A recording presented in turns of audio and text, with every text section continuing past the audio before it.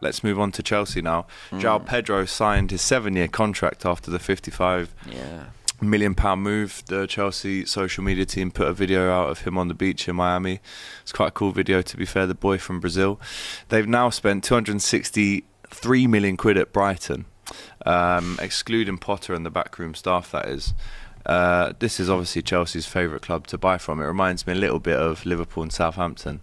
Yeah. I mean, we've bought McAllister off them as well, I suppose. Yeah.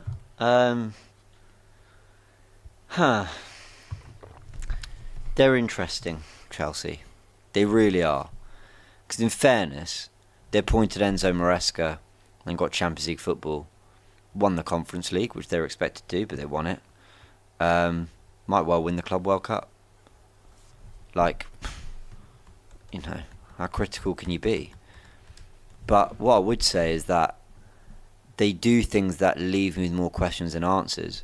It's not me being critical. I'm not sitting here being like, you know, what are they doing? They're a mess. I don't think that whatsoever. I'm just genuinely interested. Like, so is Pedro going to be a left winger with Delap starting? Are they going to rotate them? What happens to Nicholas Jackson? A lot of people were saying, yeah, he's got his issues, Jackson, but Chelsea missed him when they didn't have him. And Nkunku was meant to be pretty marquee signing when they brought him in. They very kind of quickly moved on from that experiment. Sancho's coming in on Conference League finals to try change a game, to win a game. He actually played a lot of football, but they'd rather pay $5 million and let him go. So that didn't work, but he played quite a lot. Was he that bad for them, Sancho? I know he wasn't great. Do they just think he was good enough for where they were, but now they need better? But then they're looking at Gittins, who's very young. Yeah. Like, a lot of these things, I'm just fascinated. I'm just really fascinated. And I do wonder if some of the business they do is purely to then make profit on some of those players again. They're also a business. I don't have to love it, but they're also a business. Where do you think Joao Pedro plays for them? I mean, Pedro and Delap added to Nicholas Jackson. Some people will say, yeah, but you need options, and I hear that. But I also think you got 3 players who are all of a very similar age, who would all be asked to do a very similar thing in the team, who are all competing for one place. Yeah, I mean, they talk about 9 strikers. Do I think that's totally necessary, or 9 forwards? I definitely Should don't. we go through them? Pedro, Delap, Jackson are your strikers. Yeah. Madueke, Felix. Sterling's still there. Felix is still there. Tyreek George.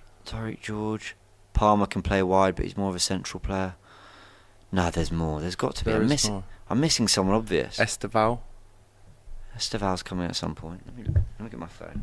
But just on Joao Pedro, Hertzler calls it a good piece of business for all parties. He thinks that the money is, can be used towards significant investment.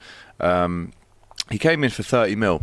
He was the club record signing for Brighton back in 2023. So he hasn't been there too long. Obviously scores Brighton's first ever European goals. Yeah. Big moment for him. Neto. Neto's there, of course, but goes for 55 plus 5 in add-ons.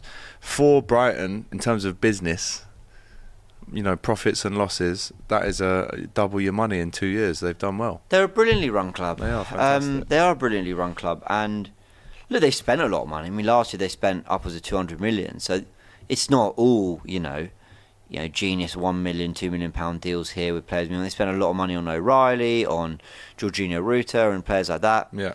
But, they make a profit on Joao Pedro. He wasn't, as far as I'm aware, even starting every game. There's definitely games I watched where they went 4-4-2 with Welbeck and Ruta. Yeah. So they're just very good at constantly keeping things going. I mean, they literally went from Basuma to Caicedo to Baleba. And with every single one, I've honestly heard a Brighton fan go, I think they're better than the one before. And they'll probably get 120 million for I still can't believe McAllister. We got him for 35 million. That's got to be one of the steals of the century. Yeah. Genuinely. But yeah, Joao Pedro, with the competition of a Delap, and obviously Nkunku's still there as well, by the way, who didn't even mention him.